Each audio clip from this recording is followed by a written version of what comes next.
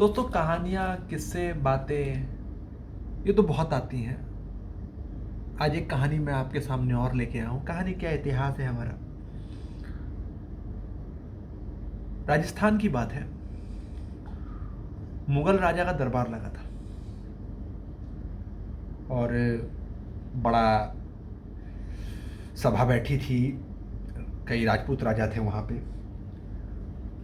तो मुगल राजा ने अपनी कौम का बखान करते हुए बोला कि हम मुगलों से ज़्यादा बड़ा योद्धा कौन, कौन बड़ा बहादुर, हम सबसे बहादुर हैं।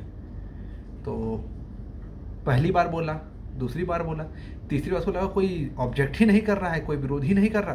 तो बड़ा खुशी से बोला। उतने में एक शेर सी आवाज़ दहाड़ते हुए बोली कि मुगलों में कुटिलता है, छल करने की क्षमता है, बहादुरी नहीं।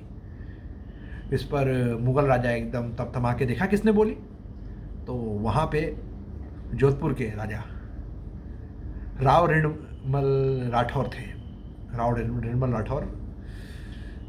तो इस पे मुगल राजा जो थे बड़े भड़क गए।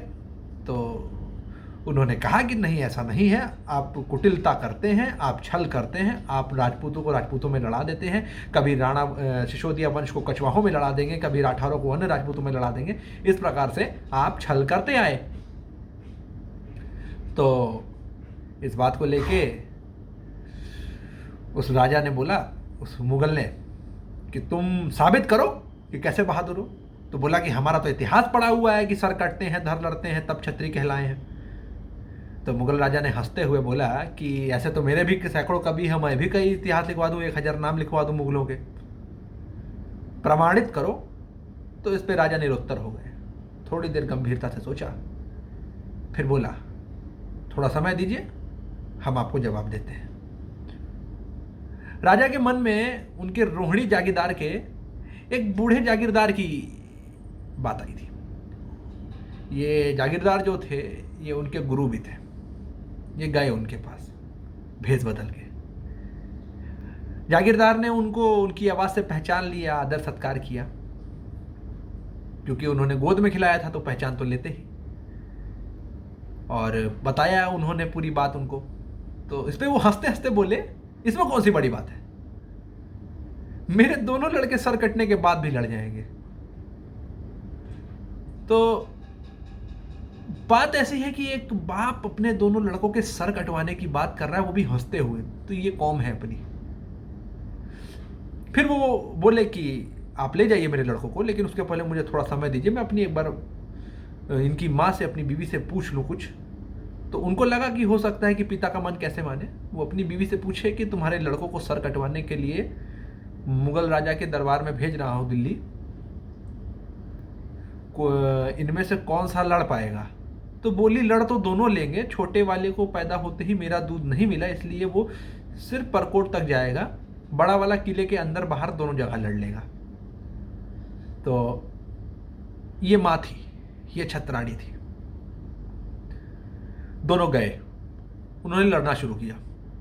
तो पहले सर उतारने के बाद कि सर काटो, फिर देखें लड़ते हैं कि नहीं। तो इस पर बीकानेर के राजा ने बोला, ये कैसी बात हुई,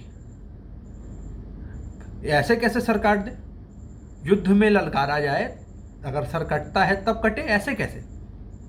तो मुगल राजा ने कहा चलो ठीक है।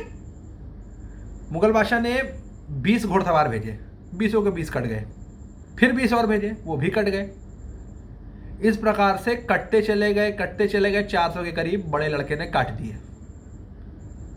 छोटे लड़के को मुगल राजा ने अपने पास बैठा के रखा था कि अगर बड़ा वाला मर जाता है तो उसको कोई जागीर दे दूंगा। छोटा वाला अन्याय समझ गया, उसने मुगल राजा की तलवार छीन ली उससे। तो उसके ऊपर उनके सैनिकों ने हमला किया, उनका सर काट दिया। तो कटा हुआ धड़ लड़ता रहा, लड़ता रहा, लड़ता रहा। मुगल राजा भाग के कमरे में छिप गया। उधर 400 सैनिक कटने के बाद उनका भी सर कट चुका था, बड़े लड़के का।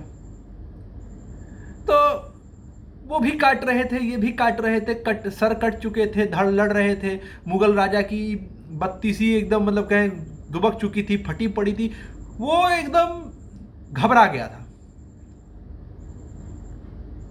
तब एक हिंदू, हाँ एक हिंदू जो कि उसी दरबार में था, मैं जाति का नाम नहीं लूंगा,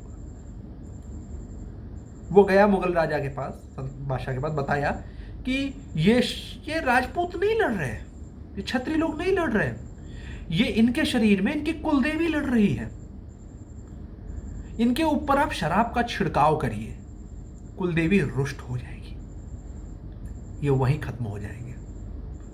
मुगल बादशाह ने वैसा ही किया, वो लोग वहीं खत्म हो गए। उसके बाद से षड्यंत्र के तहत राजपूतों को मांस और मदिरा का आदत लगा दिया गया, और यही हमारे पतन का कारण बना है। बातें तुम्हें हवा हवाई लग रही होंगी, परंतु सत्य यही है। जय श्री राम।